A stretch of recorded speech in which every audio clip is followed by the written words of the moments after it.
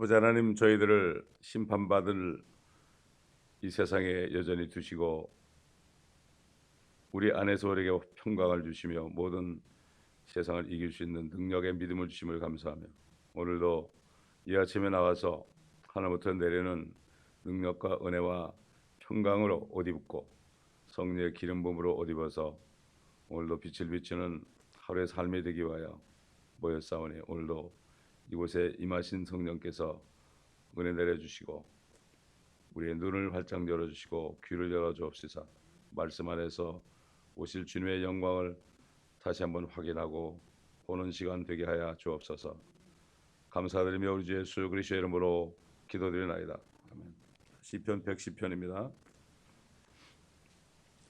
주께서 내 주께 말씀하시기를, 내가 네 원수들을 네 발판으로 삼을 때까지 너는 나의 오른편에 앉아있으라 하셨나이다. 주께서 시온에서부터 주의 능력의 막대기를 보내시리니 주의 원수들 가운데서 다스리소서.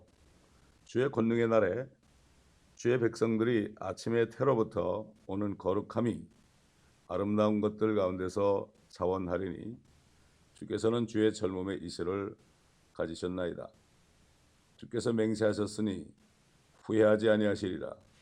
너는 멜기세덱의 계율에 따른 영원한 제사장이라 하셨도다. 주의 오른편에 계신 주께서 그의 진노의 날에 왕들을 쳐 부수시리라. 그가 이방 가운데서 심판하실 것이요 시체들로 그것들을 가득 채우시며 여러 나라의 머리들을 상하게 하시리라. 그가 길에 있는 시냇물을 마시리니 그러므로 그가 머리를 드시리라. 이것은 주님께서 구속사역을 이루시고 승천하셔서 하나님의 보좌 오른편에 앉으신 때로부터 주님이 다시 지상에 심판하러 오시는 그 날까지의 모든 일을 여기 7구절에 다 말씀하고 있어요. 시편 2편에도 나오고 45편에도 나오고 68편, 89편 이런 그런 말씀들에 있는 것들이 다 압축되어서 여기 있는 것을 우리가 알 수가 있습니다. 그렇기 때문에 주님께서도 자신에 대해서 말씀하실 때 이 시편을 말씀하셨어요. 여기 지금 다윗이 주께서 내 주께 말씀하시기를, 첫 번째 주는 여호와 하나님이죠. 아버지죠. 내 주는 오실 그리스도예요. 성령을 통해서 그가 알았던 거예요. 성령이 아니고서는 예수를 주라 시인할 자가 없다 그랬죠. 그래서 마리아 뱃속에서 나온 사람 정도로 여기죠. 그렇기 때문에 우리 주님께서 어떻게 얘기했나 보자고요. 마태복음 22장 보십시다. 이게 주님이 하나님이라는 사실을 여기 이렇게 확실하게 또 말씀하시고 있죠. 마태복음 22장 41절부터 보게 되면, 바리새인들이 함께 모여 있을 때 예수께서 그들에게 물어 말씀하시기를, 너희는 그리스도에 관하여 어떻게 생각하느냐? 그가 누구의 아들이냐고 하시니 그들이 주께 말씀드리기를 다윗의 아들이니이다 라고 하더라. 주께서 그들에게 말씀하시기를, 그러면 어찌하여 다윗이 영 안에서, 그렇죠? 영 안에서, 육신적으로 모르는 거죠. 그를 주라 부르며 말하기를 주께서 내 주께 말씀하시기를, 내가 네 원수들을 네 발판으로 삼을 때까지 너는 나의 오른편에 앉아 있으라 하였겠느냐? 그러므로 만일 다윗이 그를 주라 부른다면 어떻게 그가 다윗의 아들이 되겠느냐고 하시니 주께 단 한마디도 대답할 수 있는 자가 없고 그날부터 더 이상 주께 감히 묻는 자도 없더라. 아이고, 바리새인들이 그들이 뭘 하나님 앞에서 지금 그 뭐라고 그래요? 문자를 쓰고 있냐 말이죠. 세상 말로 말이에요. 주님께서 이 시편 이 말씀을 인용하시잖아요. 그저 다윗의 자손이라고 한단 말이에요. 다윗의 자손. 다윗의 아들이요 아브라함의 아들인 예수 그리스도의 족보가 나오죠. 마태복음 1장에 말이죠. 그 정도로만 알고 있는 거예요. 성령이 없으면 모르는 거예요. 그러나 다윗은 예수님이 오시기 전에 1000년 전에 살았던 사람이지만 성령이 있으니까 그 예수 그리스도 오실 분을 알았던 거예요. 그 17편 보면은 나는 내가 깨면 주의 모습으로 만족하리이다. 그리스도의 형상으로 만족하리이다. 이게 바로 사도 요한이 말한 것처럼 우리가 아직까지는 모르지만은 그가 오시면 우리가 그분같이 될 것이다. 그분이 정결하신 것처럼 이 소망을 가진 사람은 자신을 정결케 해야 된다. 우리는 자신을 정결케 하는 삶을 살아야 됩니다. 이게 주님을 기다리는 사람이에요. 주님이 언제 오신다, 주님이 오실 때 무슨 일이 일어난다, 세계 정세가 어떻게 된다, 이것도 알아야 되지만 더 중요한 것은 우리가 준비되기 위해서 자신을 깨끗하게 해야 됩니다. 이게 더 중요한 거예요. 그래서 교회가 있는 겁니다, 여러분. 요즘에 마지막 때를 저는 사람이 많이 있지만은 그러나 자신을 정결케 하는 일이 더 중요합니다. 자신을 정결치 않으면 아무 소용이 없어요. 남에게는 전하고 자기는 어떻게 돼요? 부끄럽게 주님 만나는 거예요. 이걸 우리가 알아야 됩니다. 그렇기 때문에 주님께서 친히 이 말씀을 하시고 어떻게 다윗이 주께서 내주께 말씀드리기를, 내주라는 것은 메시아, 메시아인데 이 사람들은 예수님이 메시아인지 모르잖아요. 그러니까 이게 빗대서 얘기하는 거죠. 그런데 어떻게 다윗이 주께서 내주께 말씀하시는데 어떻게 그 주가 그리스도가 어떻게 다윗의 아들이 되겠느냐? 말이 안 되잖아요. 아무 말도 못하는 거예요. 마찬가지예요. 성령이 있는 사람은요, 세상 누가 얘기해도 절대 지지 않습니다. 성령들이 없어요. 성령이 없으니까 말씀도 없어요. 세상 사람한테 진다니까요. 차라리 예수 믿는다는 얘기를 하지 말지, 차라리. 기독교인이라고 얘기를 하지 말죠. 그러나 성령이 있는 사람은 말이죠. 성령 읽고 듣기만 하면 그게 새겨져 있어요. 안에 들어가 있다고요. 언제쯤 나오는 거예요. 입만 벌리면 막 나오는 거예요. 무슨 말을 하려거든 하나님의 말씀을 하는 것처럼 하라. 우린 절대로 인간의 말을 하면 안 됩니다. 성령 안에서 우리가 말을, 영 안에서 말할 수 있어야 돼요. 다윗은 예수님이 오시기 전에도 영 안에서 예수님을 증거했는데 예수님이 오시고 가신 지 2000년이 됐는데 그리고 성령이 오셔가지고 이렇게 기록된 이 말씀을 우리에게 주셨는데 이 한 권 말씀도 우리 마음에 집어넣지 못하고 교회만 왔다 갔다 하면 뭐야 이게. 아무것도 안 해 이 사람은. 그리스도인이 아닙니다. 아무리 교회 사람 많아도요. 거듭난 사람 없으면 그거는 인간 단체지 절대 하나님의 교회가 아닙니다, 여러분. 이걸 우리가 알아야 되는 거예요. 그렇기 때문에 정말 이 시편 이 110편을 온전히 설명하려면 말이죠.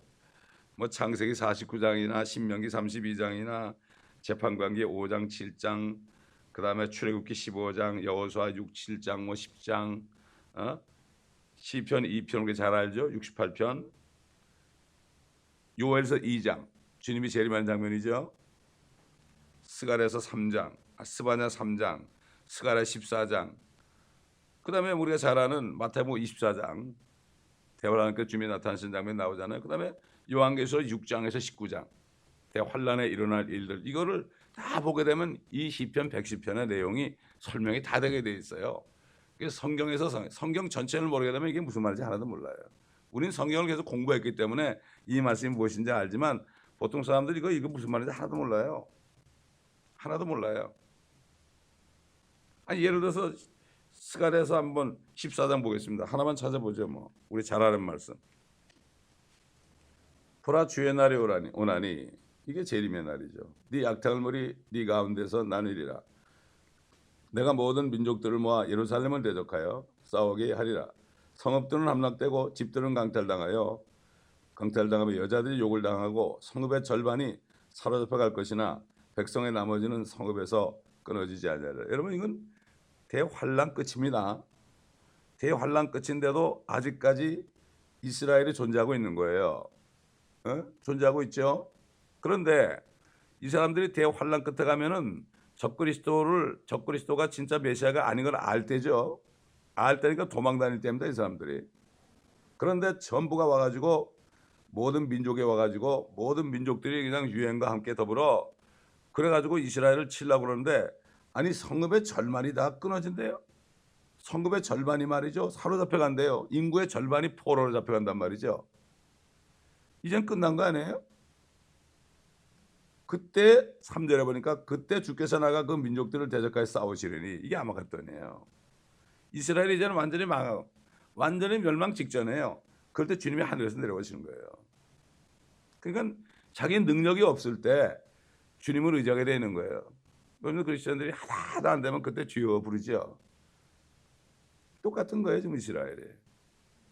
전쟁의 날에 싸우셨을 때처럼 하시리니 그의 발이 그날에 예루살렘 앞 동편에 있는 올리브산 위에 서시리니 올리브산은 그 중간이 동쪽과 서쪽으로 갈라져 매우 큰 골짜기가 생길 것이며 산의 절반은 북쪽으로 산의 절반은 남쪽으로 옮겨지리라. 그들은 올리브산으로 메시아가 오실 걸 알아요. 그분이 예수인지 몰라서 그렇죠. 몰라서 그래요. 그렇기 때문에 결국은 그래가지고 주님이 오셔가지고 19절 보니까 주께서는 온 땅을 치리할 왕이 되시리니 그랬죠. 그날에는 한 분 주께서 계실 것이며 그의 이름 하나만 있으리라. 자, 근데 13장인가 보세요. 13장 5절 6절 보세요. 어떤 자가 그에게 말하기를 네 손들의 이 상처가 무엇이냐 하면 그가 대답하기를 그것들은 내 친구들의 집에서 받은 상처라. 예수님이 오시니까 손에 상처가 있잖아요. 그러니까 이게 뭐냐 그러니까 내 친구들 집에서 받은 상처다. 너희들이 그랬다 이런 얘기죠. 너희 조상들이 그랬다 이런 얘기죠. 이스라엘 사람, 이게 유대인들이 주님이 올 때 그걸 보고 찌른 바 나를 보고 12장 보면 나오잖아요. 12장 10절 보면 또 내가 다윗의 집과 예루살렘의 거민들의 은혜와 강구의 영을 부어주리라. 그러면 그들이 찔렀던 나를 쳐다볼 것이며 그들이 그를 위하여 애통하리니 마치 어떤 사람이 자기 외아들을 위하여 애통한 같이 할 것이요 그들이 그를 위하여 비통에 잠기리니 마치 어떤 사람이 자기 처자들을 위하여 비통에 잠기듯 하리라.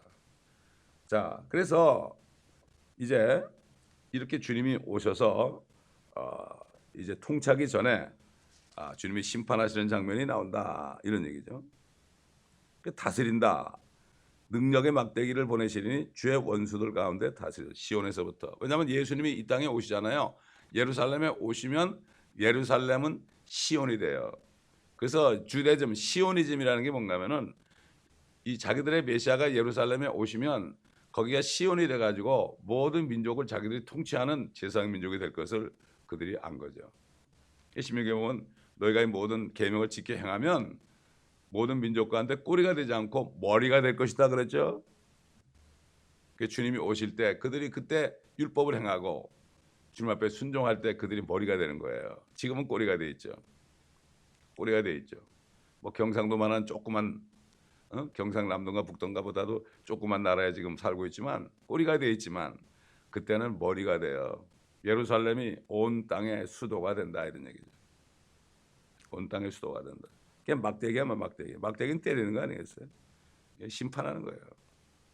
그래서 3절 보니까 주의 권능의 날에 주의 백성들이 아침에 태로부터 오는 거룩함의 아름다운 것들 가운데 자원하리니 주께서는 주의 젊음의 이슬을 가지셨나이다.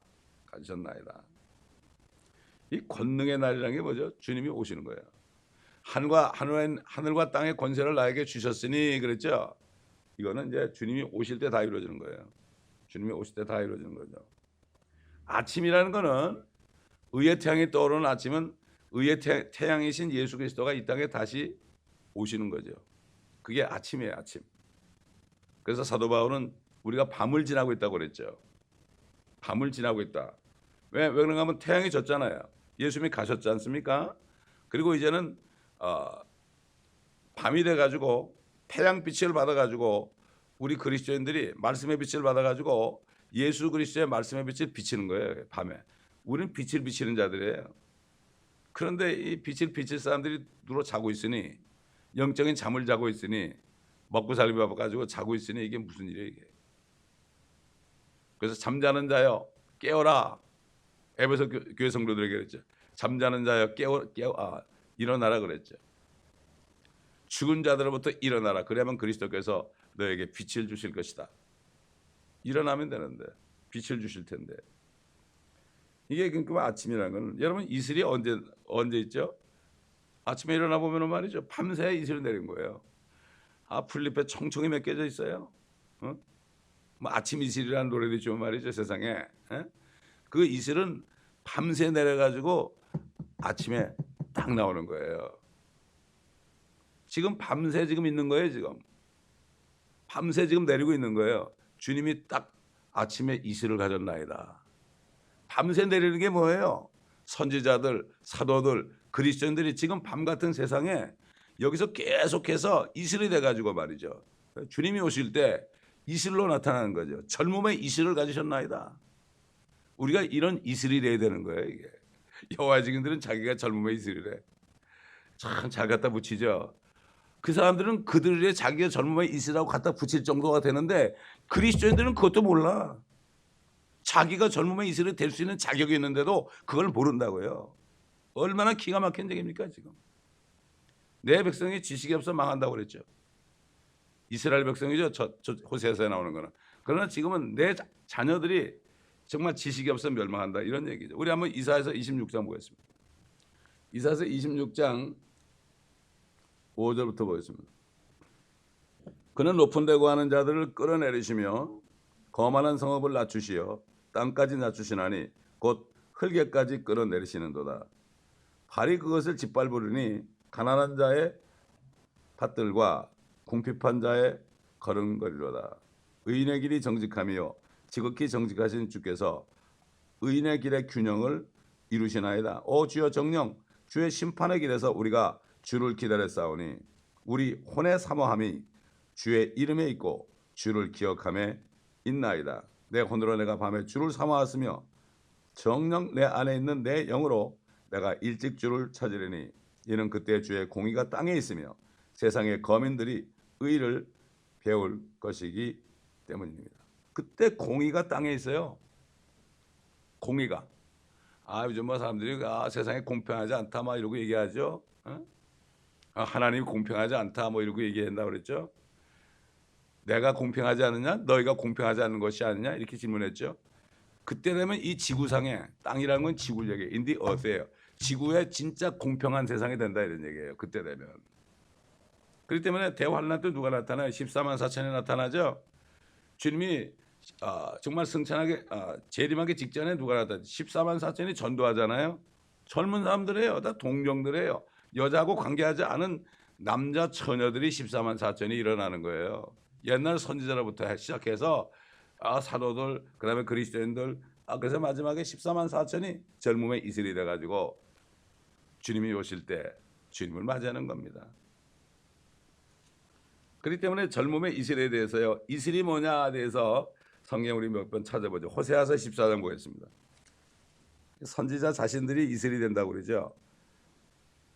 호세아 14장 4절 내가 그들의 타락을 치유할 것이요 내가 그들을 마음껏 사랑하리니 이는 내 분노가 그로부터 돌이켜졌습니다. 내가 이스라엘에게 이슬과 같이 되리니 그는 백합같이 자라겠고 그의 뿌리들은 레바논같이 바뀔 것이니라. 내가 이슬같이 된다. 여긴 선지자 자신도 이슬이 되는 거고요. 이 호세아 선지자는 오실 예수 그리스도의 모형이에요. 호세아나 예수아나 같은 얘기예요. 여호수아나 예수아나 같은 얘기예요. 모형들이야 모형들. 그림자들이라고요. 주님을 대표해서 말하는 거죠. 그 다음에 어디 보는가 하면은 미가서 5장 보세요. 미가서 5장 7절 보면 야곱의 남은 자가 많은 백성들 가운데 있으리니 그들은 주로부터 내리는 이슬 같고 그렇죠. 이슬 같고 풀 위에 내리는 소나기 같아서 사람을 기다리지 아니하며 사람들의 아들들을 기다리지 않는도다. 야곱의 남은 자는 많은 백성들 중 이방인들 가운데 있으리니 숲속의 짐승들 가운데 사자 같고 양떼 가운데 젊은 사자 같아서 그가 지나가면서 밟고 조각조각 찢으니 구해낼 자가 없으리라. 네 손이 네 대저기로 들려지려니 네 모든 원수들이 끊어지리라. 주가 말하노라. 그날에 내가 너의 말들을 네 가운데서 멸망시킬 것이요 너의 말들을 네 병거들을 파괴하리라. 참 이렇게 성경은 성경으로 우리가 보지 않으면 이게 뭔지 몰라요. 퍼즐이라고 하죠, 퍼즐. 여러분 성경이 한 권도 이거 마스터 못하면 어떻게 되겠어요, 이거? 그래서 저는 앞으로 이제 때가 되면은 많은 젊은 사람들을 광고해가지고 모집해가지고 어떻게 하는 거면은 우리 새신자 교육하는 거 있잖아요. 그걸 내가 집중적으로 가르칠 거예요. 말씀을 찾아가면서 가르치고 그 다음에 그것을 졸업한 사람들은 파송해가지고 우리가 책이 나오기 전이라도 그 인터넷에 있는 말씀을 들으면서 가르치라고 할 거예요. 때가 급해요 지금. 먼저 구원을 시켜야 돼요. 먼저 구원을 시켜서 성령만 들어가면 말이죠. 얼마든지 할 수 있어요. 목사님들 아니고 일반 젊은이들을 그렇게 할 거예요. 그 사람들은 그냥 마음이 열려 있기 때문에 할 수 있는데 지금 신학교나 목사님들 교단에 속한 사람들은 죽었다 깨나도 못해요. 미안한 얘기지만 이 말씀을 듣는 분들 중에서 그런 분들이 있으면 미안한 얘기입니다만은 사실이 그렇습니다. 저는 사실을 얘기하는 거예요. 뭐 저를 욕해도 할 수 없어요. 지금 때가 그렇게 됐기 때문에. 왜 그렇습니까? WCC에 다 들어가잖아요 지금. 그런 사람들하고 어떻게 일을 합니까? 같이. 일할 수 없죠. 스가랴서 8장 12절 보세요. 스가랴서 8장 12절. 8장 12절입니다. 씨가 번성하리니 포도는 그 열매를 내고 땅은 그 사물을 내며 하늘들은 그들의 이슬을 내리리니 내가 이 백성의 남은 자들로 이 모든 것을 차지하게 하리라. 이렇게 이슬이란 말이 이렇게 많이 나와요. 선지자들로부터 많은 주의 종들, 밤에 일하는 종들이죠. 그래서 예수님께서요, 제자들이 먼저 배를 타고 갔을 때 주님이 바다 위를 걸어서 제자들에게 왔죠. 유령이라고 그랬죠. 그때 밤 4경에 주님이 물 위로 걸어오셨어요. 4경이 뭐죠? 2000년 안에요. 500년까지가 1경, 1000년까지가 2경, 1500년까지가 3경, 2000년까지가 4경이에요. 지금 4경 끝에 와 있다고요. 주님이 밤 4경에 괜히 성경에 말이죠. 마태가 밤 4경이라고 썼겠어요? 아니에요. 세상 끝에 나타나신 거예요. 밤이 아주 깊을 때 태양이 팍 떠오르는 겁니다, 여러분. 갑자기 떠오르는 거예요. 혼비백산이죠. 그러나 우리는 어둠 가운데 있지 않다고 그랬죠. 빛 가운데 있다고 그랬죠. 권능의 날에 주님이 오실 때 유대인들은 거룩함의 아름다운 것들 가운데서 자원할 것이다. 자원할 것이다 그랬죠. 응? 주의 권능의 날에 주의 백성들이 아침에 태로부터 오는 거룩한 아름다운 것들 가운데 자원하리니 그렇죠.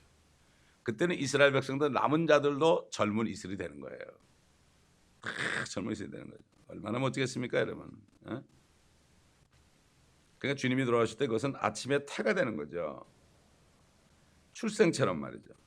출생처럼 갑자기 태에서 말이죠. 어린아이가 툭 튀어나오는 것처럼 그렇게 하늘문을 여시고 말이죠. 하늘문이 팍 열리면서 마치 태에서 나오는 아이처럼 나오는 거죠. 한 어린아이가 있다. 요한계시록에 나오죠. 그 뜻과도 상통합니다. 자, 4절에 보면 주께서 맹세하셨으니 후회하지 아니하시리라. 너는 멜기세덱의 계열에 따른 영원한 제사장이라 하셨도다. 뭐 이 말씀 우리 창세기 강의할 때도 했고 히브리서 강의할 때도 했지만 우리는 뭐 한 두 구절 찾아보죠. 창세기 14장 보겠습니다. 롯이 소돔으로 갔죠. 근데 소돔이 다 그냥 소돔이 공격을 받아가지고 나라들에게 공격받아가지고 그냥 다 그냥 그 롯과 가족까지 전부 사로잡혀 갔잖아요. 그런데 아브라함이 자기 가신들을 보내가지고 그들을 이기고 돌아왔죠. 돌아오는 길에 보세요. 자, 17절 보세요. 돌아오는 길이 어떻게 됐는가? 아브라함이 그돌라오멜과 그와 함께한 왕들을 쳐부수고 돌아온 후 소돔 왕의 골짜기인 사회 골짜기에서 그를 맞이하러 나왔으며, 왜냐하면 자기를 구해줬으니까. 사실은 소돔 왕 구해주고 간 게 아니에요. 자기 조카 롯을 구하러 간 거죠. 살렘 왕 멜기세덱이 빵과 포도주를 가지고 나왔으니, 살렘 왕이라는 건 예루살렘에 있는 왕이라는 얘기예요. 이건 바로 예수 그리스도의 모형이죠. 왕 아니에요. 그는 지극히 높으신 하나님의 제사장이에요. 그건 왕이면서 제사장이에요. 네? 그가 아브라함을 축복하여 말하기를 하늘과 땅에 소유 주신 지극히 높으신 하나님의 아브라함을 복 주시옵소서. 너희 원수들을 네 손에 넘겨주신 지극히 높으신 하나님을 송축하라 하니 아브라함이 모든 것의 11조를 그에게 드리더라. 여러분 11조라는 게 율법에 있는 게 아닙니다. 아브라함이 드린 거예요. 아브라함 때. 아브라함은 그때 율법이 없었어요. 우리 율법에도 나오죠. 내가 뭐 그걸 해야 되느냐 안 해야 되느냐 그런 사람이 있으면 저는 그래 하지 말라고 그래요. 하기 싫으면 안 하는 거지 뭐. 근데 내가 심어야지 뭐가 나올 거 아니야. 근데 이 원리를 몰라요 사람들이. 아니 농부들이 곡식을 타작하면은 가장 좋은 것을 정말 아주 찬 곳에 이렇게 겨울 내내 가만히 넣어가지고 보관하다가 가장 좋은 것을 가지고 어떻게 해요? 씨를 뿌리잖아요. 그래 날 거 아니에요.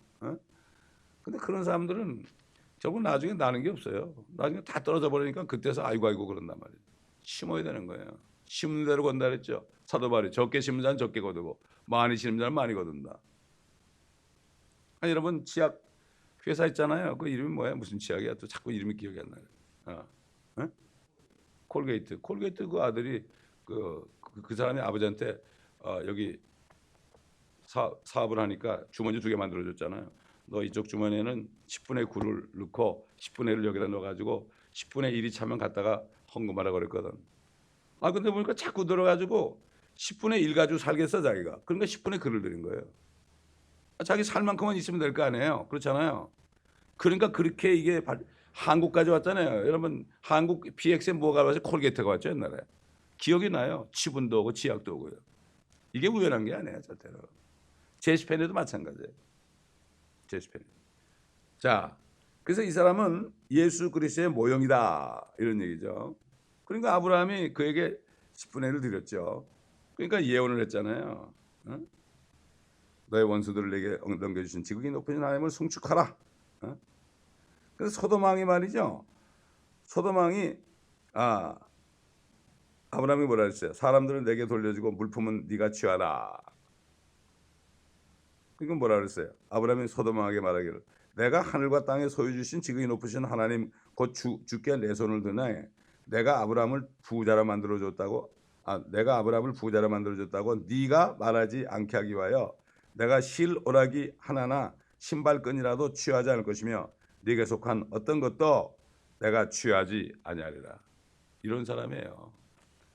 세상 사람들 주는 거 가지고 그렇게 부자가 되지 않겠다 이런 얘기죠. 자, 히브리서 7장을 보겠습니다.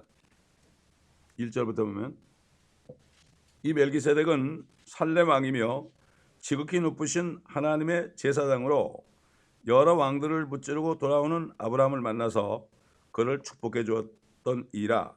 아브라함도 전체의 10분의 1을 그에게 드렸으니 그의 이름을 해석하면 첫째로 의의 왕이요 그 다음은 살렘 왕 곧 화평의 왕이라. 아버지도 없고 어머니도 없으며 계보도 없고 시작한 날과 생의 끝도 없으니 하나님의 아들과 같이 되어 항상 제사장으로 있느니라. 우리 주님 아닙니까? 이분이 얼마나 위대한가를 생각해보라. 심지어는 족장 아브라함까지도 전리품의 10분의 1을 그에게 드렸느니라. 레위의 아들들 가운데서 제사장 직분을 받은 자들은 자기들의 형제인 백성들이 아브라함의 허리에서 나왔을지라도 율법에 따라 그들에게서 10분의 11조를 취하라는 명령을 받았으나 율법에서 제사장들이 그들의 계보에 들지 않은 그는 아브라함에게서 11조를 취하고 그 약속들을 받은 그를 축복하였느니라. 다 아는 바대로 축복이란 낮은 자가 더 나은 자로부터 받는 것이라. 또 여기서는 죽을 사람들이 11조를 받으나 거기서는 살아계시다고 증거하시는 분이 받는 것이로다. 말하자면 11조를 받는 레위까지도 아브라함 안에서 11조를 바친 것이라. 이는 멜기세덱이 아브라함을 만났을 때 레위는 아직 조상의 허리에 있었기 때문이라. 그렇잖아요. 레위는 야곱의 아들 아니에요. 그러니까 레위족들이 11조를 받았잖아요. 백성들이. 그들에게는 그게 없었어요. 유업이 없었어요. 다른 지파들은 다 나눠주는데 레위는 하나님이 바로 그들의 유업이었어요. 그래가지고 백성들의 11조를 가지고 그들이 살았다고요. 또 11조를 드리면 그걸 가지고 자기가 또 10분의 1을 또 드렸어요. 그 사람들도. 이게 바로 그런 얘기예요. 허리에 있었다는 게 뭐죠? 나기 전이라는 얘기죠. 그 나기 전인데 아브라함이 멜기세덱에 드리니까 레위까지도 드리게 된 거죠. 이런 얘기예요. 여기 지금 시편 110편이 엄청난 지금 성경의 수많은 부분이 압축돼서 들었다는 것을 우리가 알 수 있는 거죠. 그래서 오저 주의 오른편에 계신 주께서 그의 진노의 날에 왕들을 쳐부시죠. 이건 재림이죠. 요한계시록 19장도 나오고 요엘서스가 다 나오죠. 그가 이방 가운데 심판하실 것이요 시체들로 그것들을 가득 채우시며 여러 나라의 머리들을 상하게 하시리라. 그래가지고 이제 막 거짓 선지자하고 적그리스도를 불못에 쳐넣죠. 그리고 마귀는 1000년 동안 저 무지강 속에 가둬놓잖아요. 그가 길가에 있는 시내 물을 마시니 그러므로 그가 머리를 드시리라. 이런 거 이제 한참 막 그냥 심판하고 나면 어떻게 해요? 목이 마르죠. 뭐 그렇게 볼 수도 있지만 이거는 정확한 건 모르겠고 좌우간 다 끝나고 이제 한숨 돌리시고 머리를 드실 것이다. 이게 이렇게 이 시편 110편이 성경 전체가 다 창세부터 나오잖아요. 요한계시록까지 나오잖아요. 이게 들었다는 거예요. 다시 말해서 성경 전체를 공부하지 않고 이걸 읽으면 이게 무슨 세상 말로 무슨 소리인지 하나도 모르게 되는 거예요. 그래서 우리가 성경을 자세히 공부해야 되는 겁니다. 그리고 이 교회라는 것은 목회자는 이 말씀을 다 매기는 사명을 가진 사람이에요. 기도하겠습니다. 아버지 하나님, 오늘도 시편 110편의 말씀을 통하여 성경 전체에 하나님의 뜻이 이루어지는 광경을 우리가 영안에서 볼 수 있도록 은혜 주신 것을 감사합니다. 잠깐 후면은 밤 사경 끝이 되었는데 의의 태양이 떠오를 때 우리가 젊은 이슬로서 주님 앞에 나타나서 주님께 드려지는 우리가 되게 하여 주옵소서. 지금도 많은 유대인의 남은 자들과 또 아버지 많은 정말 신실한 거듭난 하나님의 자녀들, 이 말씀을 듣는 거듭난 하나님의 많은 자녀들, 인터넷 성도들에게도 은혜를 주셔서 모두가 다 주님이 오실 때 젊은 이슬로서 주님 앞에 드려져 자원하는 놀라운 역사가 있게 하여 주시옵시고 주님의 왕국에서 주님과 더불어 통치하는 이 놀라운 축복을 누리는 모두가 되게 하여 주옵소서. 감사드리며 우리 주 예수 그리스도의 이름으로 기도드리나이다. 아멘.